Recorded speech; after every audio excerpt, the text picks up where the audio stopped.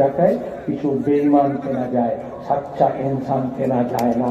আজকে লড়াইয়ের ময়দানে রাস্তায় আপনারা নেমেছেন ভোট থেকে। এখন সবাই আগে বলতেন ভোট দিতে পারবো তো, এখন বলছেন হ্যাঁ ভোট দিতে পারবো, কিন্তু ভোটটা রক্ষা হবে তো, তার দায়িত্ব আমাদের আছে। আমাকে বলল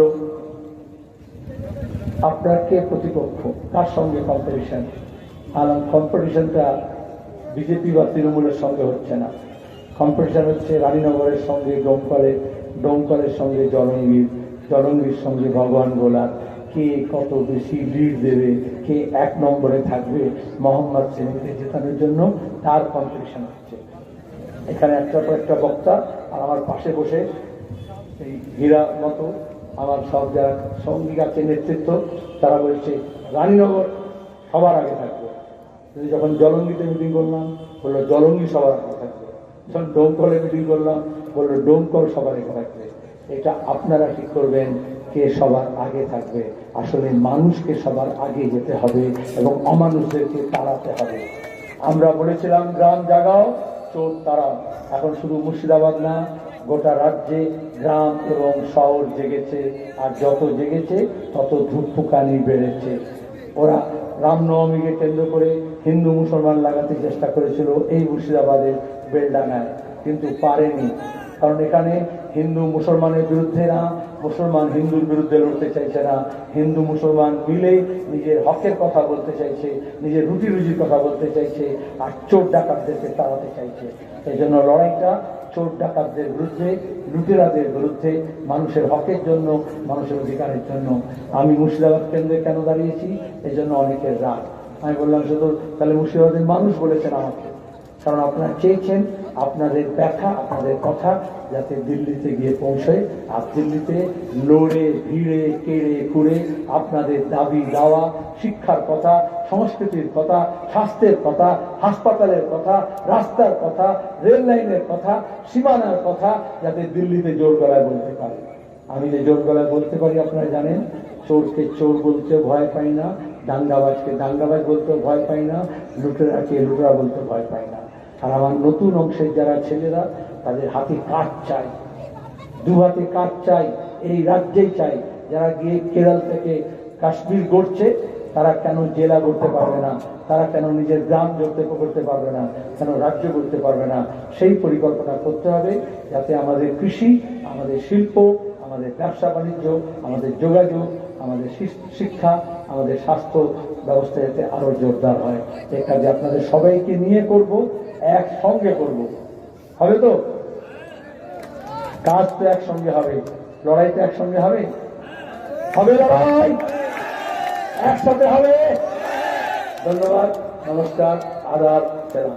মাইক হতে চাইছি যাতে আপনাদের পাড়ার কথা, আপনাদের মনের কথা, আপনাদের দুঃখের দেখা বেদনার কথা, আপনাদের দাবি দেওয়া সমস্যার কথা, আপনাদের হকের কথা, অধিকারের কথা পার্লামেন্টে গিয়ে জোর গলায় বলতে পারি। আমি যে বলতে পারি এটা তো নতুন করে প্রমাণ করতে হবে না। এখানে পাড়ায় মহল্লায় জোর দেখিয়ে কি হবে?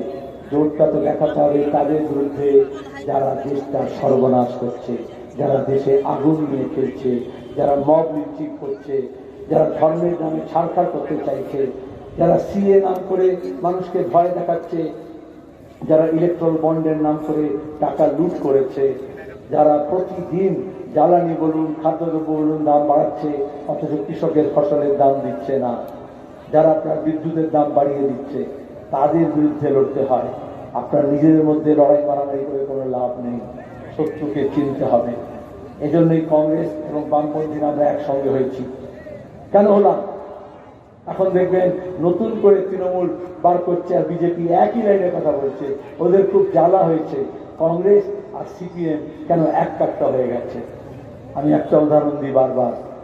আচ্ছা, এই গরমকালে তো মাঝে মধ্যে ঘরে আগুন লেগে যায়, আর পাটকাঠি থাকে, অন্যান্য সব দাহ্য পদার্থ থাকে, এত গরম থাকে, উনুনে থেকে আগুন লেগে যায়, অন্যভাবে আগুন লেগে যায়। তো সেখানে দাঁড়িয়ে যখন আগুন লাগে, লোকে আগুন আগুন বলে চিৎকার করে, তখন পাড়া প্রতিবেশী সবাই মিলে ছুটে আসে আগুনটাকে নেভানোর জন্য।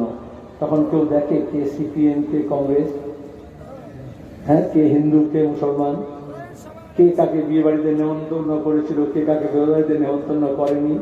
আসলে জল নিয়ে কারা আসছে আগুন নেভাতে? বেশিরভাগ গ্রামবাসী। অনেক জোয়ান ছেলে থাকে, নিজের জানের পরোয়া না করে আগুনের মধ্যে ঢুকে, যদি কোনো বাচ্চা আটকে থাকে, কোনো জিনিসপত্র থাকে, সেগুলোকে বার করে নিয়ে আসে। দু রকমের লোক থাকে। বেশিরভাগ লোক আগুন নেভানোর জন্য জল নিয়ে আসে, আর কিছু লোক থাকে আগুন বাড়ানোর জন্য পেট্রোল, ডিজেল, কেরোসিন তেল নিয়ে আসে। আজকে দেশে আগুন লেগেছে, বাম আর কংগ্রেস আগুন নেভানোর জন্য একসঙ্গে হয়েছে, আর যারা আগুন লাগাতে চায় তারা সেখানে পেট্রোল আর ডিজেল ঘাটছে, যাতে মানুষের ঐক্য ভেঙে যায়। আমরা আগুন নেভাতে চাই। কেন দেশে আগুন লেগেছে? কারণ মানুষের পেটে আগুন লেগেছে, জিনিসপত্রের দাম বাড়ছে, যা কিছু আপনি ব্যবহার করেন সেগুলোর উপর জিএসটি চাপিয়েছে। প্রতিদিন আপনি একটা কফন কিনতে যান, তার জন্য আপনাকে জিএসটি দিতে হচ্ছে। 9% মোদি, 9% মমতা নিয়ে নিচ্ছে। আপনি বাচ্চার একটা জিনিস কিনুন, ওষুধ কিনুন, সবেতে জিএসটি লাগিয়ে দিয়েছে। আর এখানে বলছে কি, যখন ভোট আসে বলে আমি তোমাকে ভান্ডার দিচ্ছি। আরে ভান্ডার তো তুমি লুট করছো, আমার হাতে ভাঁড় ধরিয়ে দিয়েছো। ভান্ডার কাকে বলে? যেটা পার্থ চ্যাটার্জি আর তার বান্ধবীর বাড়ি থেকে 2000 টাকার নোটের পাহাড় বেরিয়েছে, সেগুলোকে ভান্ডার বলে। এটা অনুব্রত মণ্ডলের ওই কোল্ড স্টোরেজ থেকে গাড়ি বেরিয়েছে, দলিল দস্তাবেজ বেরোচ্ছে, যেটা ওই কুন্তল, যেটা ওই জ্যোতিপ্রিয় রেশনের খাবার চুরি করেছে, তাদের কাছ থেকে যেগুলো বেরোচ্ছে সেইগুলো ভান্ডার। অভিষেকের বাড়িতে গেলে আরো বড় ভান্ডার পাওয়া যাবে, যদিও তার বেশিরভাগ টাকা বিদেশি বান্ধবীদের অ্যাকাউন্টে পাচার করে দিয়েছে। বিজেপি সব জানে। আমরা বলছি কালীঘাটে গিয়ে দেখো কালীর ছালের নিচে কত লুটের মাল জমা হয়েছে, কিন্তু বিজেপি বলছে না, ওদিকে যাব না। কুতুব মিনারের নিচে কি আছে ওটা খুলে দেখতে হবে, তাজমহলের নিচে কি আছে সেটা খুলে দেখতে হবে, জ্ঞান পাপি মসজিদের নিচে কি আছে ওটা খুলে দেখতে হবে। কেন বলছে? আর ওখানে মরে গেলেও কিছু খুঁজে পাবি না, কিন্তু এখানে অনেক কিছু পাবি। বাংলার মানুষের রসদ 75% ওখানে জমা হয়েছে, আর 25% এইসব নেতারা নিয়ে ঘুরে বেড়াচ্ছে। তাহলে আমাদের লড়াইটা করতে হবে যাতে আমাদের লুট হওয়া মাল, চিট ফান্ড থেকে শুরু করে 100 দিনের কাজের টাকা, ঘরের টাকা, বিধবা ভাতা, বার্ধক্য ভাতা, এই সব টাকা লুট হয়েছে। স্টাইপেন্ড স্কলারশিপ মাইনরিটি আমি চালু করেছিলাম যখন সংখ্যালঘু মন্ত্রী ছিলাম, মাইনরিটি ডেভেলপমেন্ট ফাইন্যান্স কর্পোরেশনের চেয়ারম্যান ছিলাম। সেলফ হেল্প গ্রুপের জন্য আমরা টাকার ব্যবস্থা করেছিলাম, আমরা ছেলে মেয়েদের হাতে কাজ শেখানোর ব্যবস্থা করেছিলাম। এসসি এসটিদের স্কলারশিপের টাকা পর্যন্ত লুট করেছে। তাহলে এই টাকাগুলো বার করতে হবে। তো ওদের জ্বালা কেন হচ্ছে? কি করে টাকা বেরোবে? অনেকে বলবে ভোট আমরা দেবো, টাকা কি করে বেরোবে? এই যে দেখবেন গরমকালে আখের রস বার করে দেখেছেন? হ্যাঁ, দুটো এরকম থাকে না লোহার, আর তার ভেতরে রসের টৈটম্বুর আখ ঢুকিয়ে দেয়, আর চাকাটা ঘোরাতে হয়, তাতে রস আসছে বেরিয়ে আসে। এরকম তৃণমূলের সব নেতা মন্ত্রী যাদের অনেক টাকা আঙুল ফুলে কলা গাছ হয়েছে, লুট করা মাল জড়ো হয়েছে, তাদের এরকম দুটো চাকার মধ্যে ঢোকাতে হবে, পেশাই করে সব রস করতে হবে। আর এই যে অধীর সেলিম দেখছেন, বাম কংগ্রেস দেখছেন, এরা হচ্ছে একটু মোটর লাগিয়ে দিয়েছে।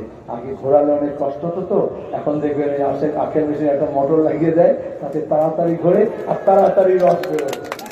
এই জন্য মানুষের ভরসা বেড়েছে যে এই দুটো জুটি, অধীর আর সেলিমের, বাম আর কংগ্রেসের, এই সব রস বার করবে। তৃণমূলের সবাই খারাপ না, ভালো লোক আছে, তার নাও হতে পারে। সেজন্য তৃণমূল কি করলো? যত খারাপ লোক ছিল তাদের নিয়ে দল বানালো, তার মধ্যে কিছু ভালো লোকে চলে এসেছিল। এই জন্য আমাদের লোকরা বলে না 1, 2, 3, 4 কি বলে? এগুলি সব চোর বলবে না, যারা চোর নয়। এবারে নির্বাচনে বলেছি আপনারা দূরে সরে যান, একটু আলাদা হয়ে যান, তাহলে আমাদের ছেলেপুরা মন খুলে বাকিদের বলবে। তাহলে এই চোর ওই চোর কত লোকের নাম বলতে হয়, কত নামে বলবে। তাহলে যারা ভালো লোক আছে তারা একটু দূরে সরে আসে। এই নির্বাচনে দেখবেন অনেকে এরকম সরে এসছে। অতীতে যারা বিজেপি করেছিল, যারা তৃণমূল করেছিল, তারাও আজকে দেশের অবস্থা, রাজ্যের অবস্থা বুঝতে পারছেন। অনেককে বোঝানো হয়েছিল বিজেপিকে হারাতে গেলে তৃণমূল লাগবে, কিন্তু দেখা গেল তৃণমূল বিজেপিকে হারালো না, বরঞ্চ হারিয়ে যাওয়া বিজেপিকে খুঁজে বার করে নিয়ে আসলো। যখন কংগ্রেস ছিল এ রাজ্যে, যখন বামফ্রন্ট ছিল, কোন বিজেপি ছিল? অ্যাসেম্বলিতে ছিল, পার্লামেন্টে ছিল? কোন মোহন ভাগবতের সাহস ছিল এখানে সে বলা? আজকে কি করে সাহস হচ্ছে? কারণ 14 তলায় চোরের রানী মমতা ব্যানার্জি আছে, তবে বিজেপির বার বাড়ন্ত হয়েছে। বিজেপি RSS টাকা দিয়ে মদত করে মমতাকে দুর্গা সাজিয়েছে। তারপরে বজরং দল, দুর্গা বাহিনী, হিন্দু সংহতি, বিশ্ব হিন্দু পরিষদ, এরা সব দুর্গার যেরকম 10টা হাত হয় এরকম 10টা হাত হয়েছে। আর তারপরে এই রাজ্যকে তারা লুট করেছে, মানুষকে খুন করেছে, মা বোনদের ইজ্জত লুটেছে। শুধু সন্দেশখালী নয়, সর্বত্র। আজকে দেখেছেন ফাঁস হয়েছে কিভাবে বিজেপি আর তৃণমূল মিলে এ কাজটা করেছে। কারণ তৃণমূল আর বিজেপির মধ্যে কোনো তফাৎ নেই, গুদাম একটাই, শোরুম আলাদা, মাল সব এক। সেজন্য দাঁড়িয়ে এখন মানুষ বুঝতে পারছেন তৃণমূল বিজেপিকে হারাবে না, বরঞ্চ বিজেপিকে যদি হারাতে হয় তৃণমূলকে শাস্তি দিতে হবে।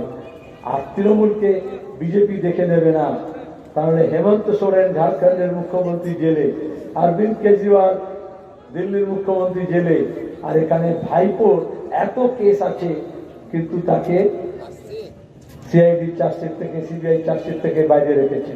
কারণ মমতা ব্যানার্জি জুয়া খেলছেন আমার আপনার ঐক্যকে নিয়ে, রাজ্যের ভবিষ্যৎকে নিয়ে, আমাদের ছেলে মেয়েদের ভবিষ্যৎকে নিয়ে, শুধুমাত্র নিজের ভাইপোকে বাঁচানোর জন্য গোটা রাজ্যকে বাজি ধরেছেন। আমরা রাজ্যকে হারতে দেব না। এই রাজ্য দেশকে পথ দেখিয়েছে, স্বাধীনতার আগে, স্বাধীনতার পরে, আর এখন দুনিয়ার মানুষ ছিটি করছে। এজন্য দাঁড়িয়ে আমাদেরকে আবার নতুন করে এক কাট্টা হতে হয়েছে।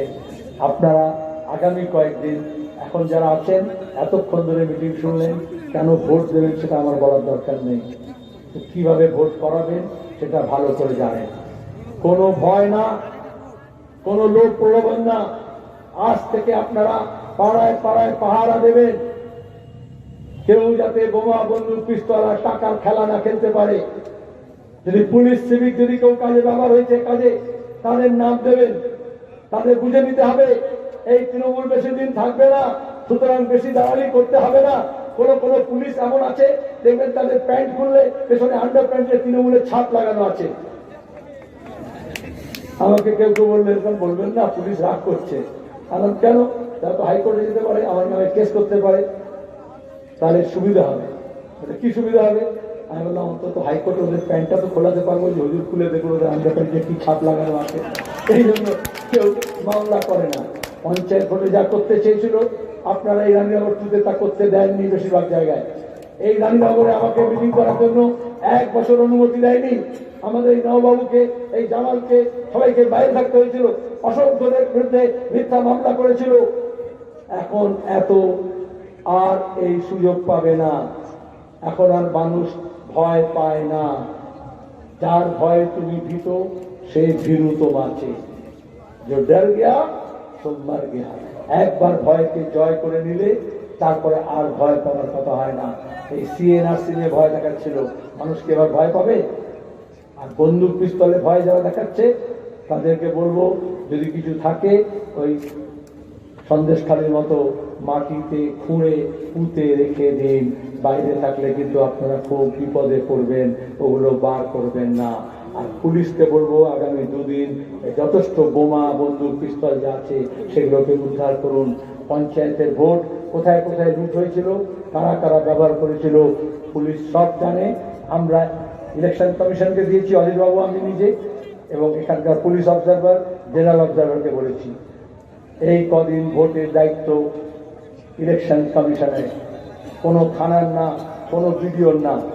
সুতরাং আপনারা ভোটের দিন, কেউ কেউ বললো সকাল সকাল উঠে ভোট দিতে হবে, নিজের ভোট নিজে দেবেন। আগামী কয়েকদিন একজন 10 জনকে বলবেন, সেই 10 জন আরো 10 জনকে বলবে, তাহলে 100 জন হয়ে গেল। তাহলে সেই 100 জন আবার 2-10 জনকে বলে, তাহলে 3 দিনে গোটা বুথে সবার কাছে বার্তা চলে যাবে। আমার কথা তো সবার কাছে যাবে না, আপনাদের কথা যাবে, আপনাদের মনের কথা।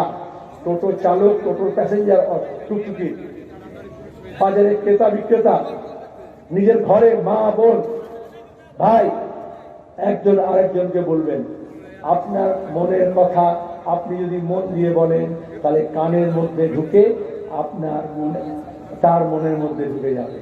সেই কথাটার দাম অনেক বেশি, এই বিজ্ঞাপনের থেকে অনেক বেশি। এই যে মোদিরও চিৎকার করছে, মমতা যে চিৎকার করছে, আর রাজ্যপাল আর মমতার যে নকল যুদ্ধ দেখাচ্ছে, ওই নকল যুদ্ধ থেকে এগুলো হচ্ছে আসল লড়াই, যেটা হকের কথা, যেটা রুটি রুজির কথা। আর কেউ কেউ ভোটের আগে মনে করছে কেনা বেচা হয়ে যাবে। অনেক জায়গায় আমি যেতেই পারিনি, একে দুয়ে গেছিলাম, হাজার হাজার লোক নেমেছে, যারা আমাদের হারিয়ে গিয়েছিল, নড়ে গিয়েছিল, সরে গিয়েছিল, যে সমস্ত কংগ্রেসের বয়স্ক কর্মীরা উৎসাহ পাচ্ছিলেন না, তারাও উদ্দীপনায় টকবক করছেন, কারণ নতুন প্রজন্মের তাজা ছেলেরা মেয়েরা নেমে এসেছে। যেখানে যাচ্ছি অল্প বয়সীদের ভিড়, কারণ দিল্লির সরকার এবং রাজ্যের সরকার ওদেরকে ধোঁকা দিয়েছে, ওদের ভবিষ্যৎটাকে ছিনিমিনি খেলেছে, চাকরি নিয়ে বিক্রি করেছে, নিলাম করেছে, এখানে কাজ দেয়নি, এখানে কলকারখানা করেনি। অন্যান্য বক্তারা লিস্ট করে বলে দিয়েছে। আমরা বলছি না আমরা 34 বছরে সব করেছিলাম, আমরা বলছি না কংগ্রেস আমলে সব হয়েছিল, কিন্তু তিল তিল করে গড়তে হয়। বিজেপি তৃণমূল গড়তে আসেনি, ভাঙতে এসছে। কংগ্রেস ভেঙে তৃণমূল তৈরি হয়েছিল, ওদের টিকুজিতে ভাঙা লেখা আছে। তারপর ওরা মানুষের ঐক্য ভেঙেছে হিন্দু মুসলমানের নামে। তারপরে যা যা আমরা করেছিলাম সেগুলোকে ভেঙে যাচ্ছে। একটা রাস্তা ঠিক নেই, সড়ক আছে না, নরক আছে বোঝা যাচ্ছে না। চর এলাকায় গিয়েছিলাম, রাস্তার কোনো নাম নেই, নদী ভাঙন হচ্ছে, পদ্মা গঙ্গা, অন্যদিকে ভৈরবা চরঙ্গি শুকিয়ে যাচ্ছে। তাহলে নদীকে বাঁচাতে হবে, নদী যদি না বাঁচে আমরা বাঁচবো না। চর এলাকার মানুষ আমি দেখলাম বেশ টোটো করে মিছিল করে আসছে। আমি সব জায়গায় যেতে পারিনি, আজকে সকালে কাকমানিতে গিয়েছিলাম, চর কাকমানিতে, অন্যান্য সব চরে গিয়েছি, এবং পরে বলেছি ভোটের পরে প্রথম কাজ হবে ওই সব চর এলাকায় যাব, যেখানে দাঁড়িয়ে সীমানায় বিএসএফ এর জুলুম আছে আর অন্যদিকে পুলিশের মিথ্যাচার আছে। আমাদের দেশের লোক নিজের মাটিতে চাষ করবে, কিন্তু আধার কার্ড সঙ্গে রাখতে হবে, যাতায়াতের পথে দেখাতে হবে। কেন দেখাতে হবে? ওটা কি ভারত বাংলাদেশ, ভারত পাকিস্তানের বর্ডার? নিজের দেশে আমি যদি ঘুরি, এখানে কেউ আমার কার্ড দেখবে? তাহলে কেন নিজের জমিতে যখন যাবে? কারণ বর্ডারটাকে অনেকটা এগিয়ে নিয়ে এসছে, আমরা বর্ডারটাকে 0 পয়েন্টে নিয়ে যাব। আইনগত 500 মিটার রাখতে পারে, তার বেশি রাখতে পারে না। ওইদিকে কিলোমিটারের পর কিলোমিটার ওইদিকে চলে গিয়েছে। আর বিএসএফ বলে আখ চাষ করতে পারবে না, ভুট্টা চাষ করতে পারবে না, পাট চাষ করতে পারবে না, কারণ উঁচু গাছ থাকলে নাকি স্মাগলাররা লুকিয়ে থাকে। আর স্মাগলাররা ওখানে লুকিয়ে থাকে। স্মাগলার তো অনুব্রত, যে গরু পাচার করতো, তিহার জেলে আছে, সে তো বীরভূম থেকে করতো। স্মাগলার তো কালীঘাটে আছে, যার স্মাগলিংয়ের টাকা বিদেশি বন্ধুদের অ্যাকাউন্টে জমা দিয়েছে পিসি ভাইপো। গোটা রাজ্য জুড়ে বিজেপির মন্ত্রী আছে, কুচবিহারে মেঘালয় থেকে ডালখোলা পর্যন্ত স্মাগলিং এর নেটওয়ার্ক চালায়। আগে তৃণমূলের নেতা ছিল, সব তথ্য আমাদের কাছে আছে। অথচ গ্রামের মানুষ কুটুম আসলে, আত্মীয় স্বজন আসলে তাদের উপর সন্দেহ হচ্ছে। বর্ডার এরিয়ার জন্য আলাদা special border area development fund আছে, মুর্শিদাবাদের মানুষ শোনেনি। কোটি কোটি টাকা আছে সেই সীমানা এলাকায় রাস্তা করার জন্য, বর্ডার রোড ডেভেলপমেন্টের জন্য। একটা বিডিআরও বলে সংগঠন আছে, বিআরও, বর্ডার রোড অর্গানাইজেশন। কোথাও মুর্শিদাবাদে একটা নাম চিহ্ন নেই। তাদের বর্ডার ম্যানেজমেন্টের জন্য এসপি ডিএম বিএসএফ এর কমান্ডার নিয়ে তাদের একটা কমিটি হয়। যখন থেকে তৃণমূল সরকার এসছে, স্মাগলার দিয়ে মিটিং হচ্ছে, কিন্তু এই বর্ডার কোঅর্ডিনেশনের মিটিং হচ্ছে না। তাহলে সীমানার লোকেদের যারা যাত্রা কে দেখবে? আমি নিজে একটা সংগঠনের সাথে যুক্ত আছি, আমরা সীমান্তবাসী। তাহলে সীমানা কারণ পেছনে পড়ে গেছে। আপনার নিজের বাড়ি তো দেখবেন, আপনার ঘরের সামনে যেখান দিয়ে ঢোকেন বেরোন পরিষ্কার পরিচ্ছন্ন থাকে, যেটা পেছন দিকে থাকে সেখানে অনেক সময় নোংরা ডাই হয়ে থাকে, কয়লা ডাই হয়ে থাকে, ছাই ডাই হয়ে থাকে, কারণ ওটা পেছন দিকে ব্যবহার হয় না। তাহলে দেশ ভাগের জন্য যে মুর্শিদাবাদ আগে ছিল কেন্দ্র, বাংলা, বিহার, উড়িষ্যার রাজধানী, সেই মুর্শিদাবাদ দেশ ভাগের পরে প্রান্তে চলে আসলো, ওই দিকটা বন্ধ হয়ে গেল। তাহলে আমাদের একটু মুখটা ঘোরাতে হবে। সীমানায় যুদ্ধ হবে না, ভারত এবং বাংলাদেশের মধ্যে যুদ্ধ হবে না। যুদ্ধের অনেক ক্ষতি আমরা স্বীকার করেছি, অতীতে দেশভাগের ক্ষতি স্বীকার করেছি, সীমানার অসুবিধা স্বীকার করছি, কিন্তু আমি পরিষ্কার বলছি আমাদের কাজ হবে এই সীমানাকে প্রান্ত থেকে কেন্দ্রে নিয়ে আসা। কি করে হবে? উত্তর দক্ষিণের রেলপথ, উত্তর দক্ষিণের সড়ক পথ নতুন করে গড়ে তুলতে হবে, গঙ্গার এপারে যা আছে গঙ্গার ওপারে। তার সঙ্গে দাঁড়িয়ে আমাদের পূর্ব পশ্চিম, ইস্ট ওয়েস্ট, আমি এটা বলছি, আপনারা অনেকে জানেন না, এই যে হাইওয়ে ডেভেলপমেন্ট হয়, যখন শুরু হলো প্রথমে গত শতাব্দীর গোড়ায়, পার্লামেন্টে আমি সেই কমিটির চেয়ারম্যান ছিলাম, যেখানে দাঁড়িয়ে নদী বন্দর, বিমানবন্দর এবং সড়ক এইগুলোর পরিকল্পনা তৈরি হতো। সেখানে দাঁড়িয়ে আমি নিজে এখন রায়গঞ্জের এমপি ছিলাম, আপনারা দেখেছেন যে ডালখোলায় ঘন্টার পর ঘন্টা গাড়ি দাঁড়িয়ে থাকতো, সেখানে দাঁড়িয়ে পর ফ্লাইওভার হাইওয়ে হয়ে গেল।